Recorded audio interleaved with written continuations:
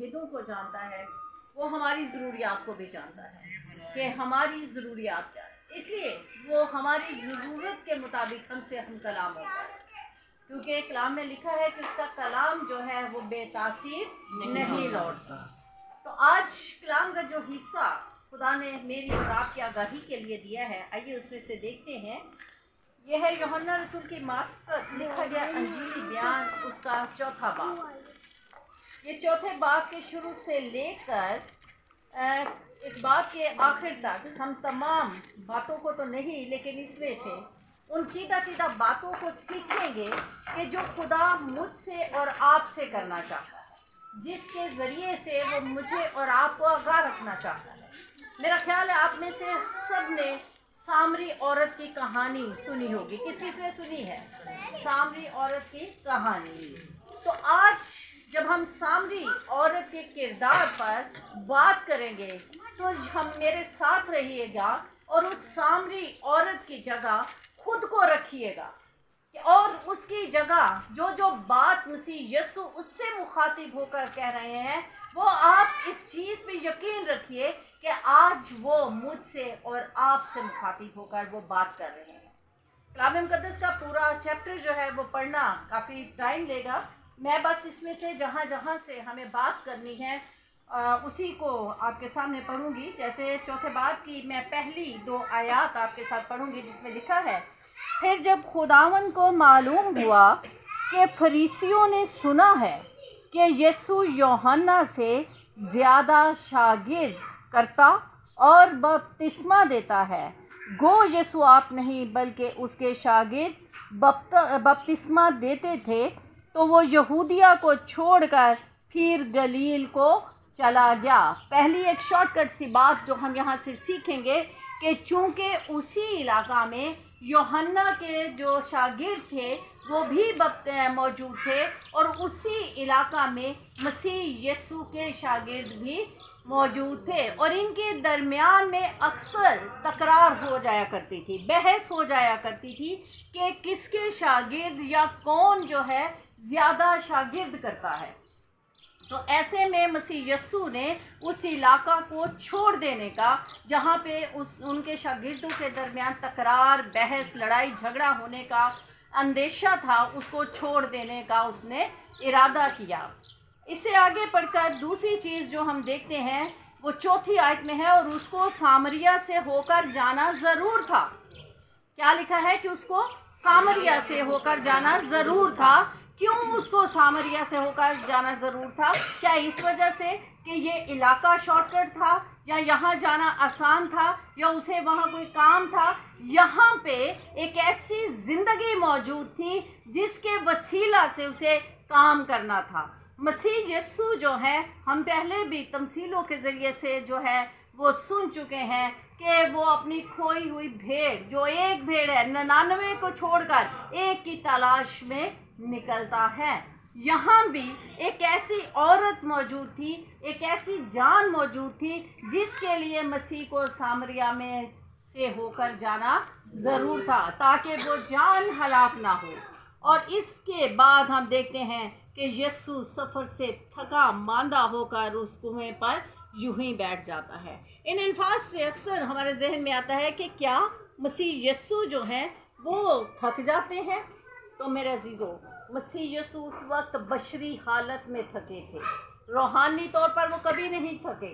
यहाँ वो जिस्मानी हालत में थे, और जिस्मानी हालत में वो थक कर उस कुएं पर, जिसे याकूब का कुआं भी कहा जाता है, वहाँ पर बैठ जाते हैं।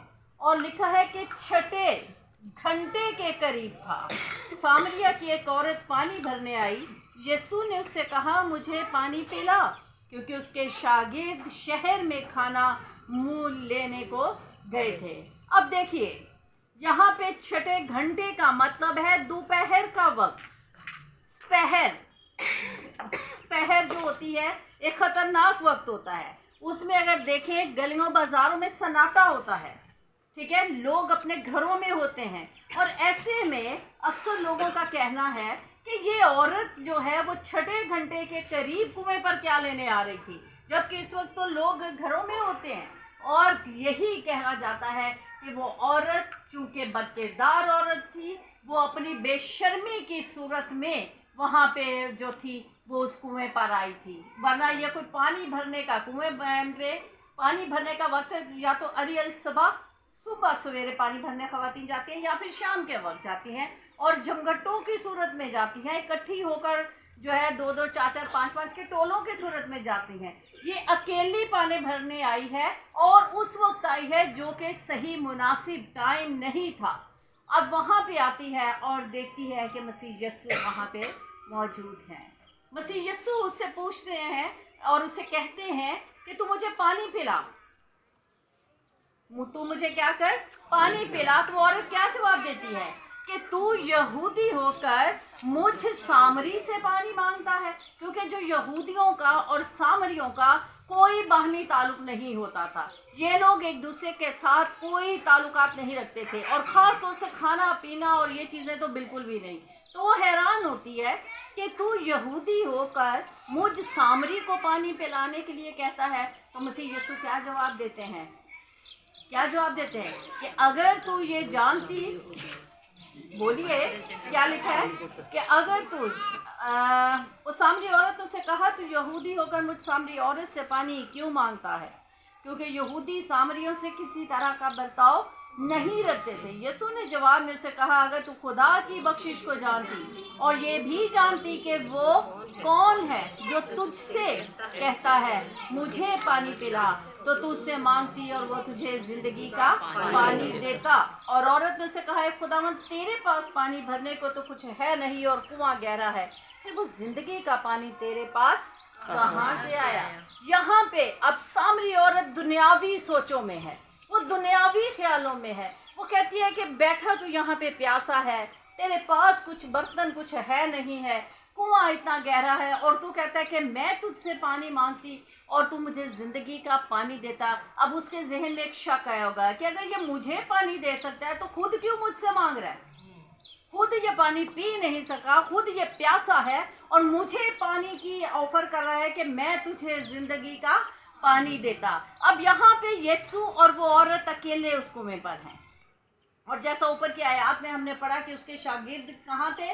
وہ شہر میں کھانا مول لینے ہوئے گئے تھے۔ اب وہاں پہ شاگرد موجود نہیں ہیں۔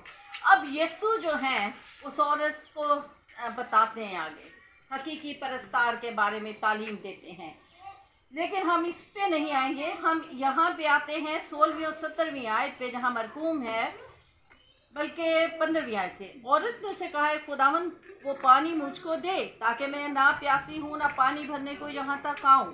یسوع نے اس سے کہا جا اپنے شوہر کو یہاں بلا لا۔ عورت نے جواب میں اس سے کہا کہ میں بے شوہر ہوں۔ یسوع نے اسے کہا تو نے خوب کہا کہ میں بے شوہر ہوں، کیونکہ تو 5 شوہر کر چکی ہے اور جس کے پاس تو اب ہے وہ تیرا شوہر نہیں ہے۔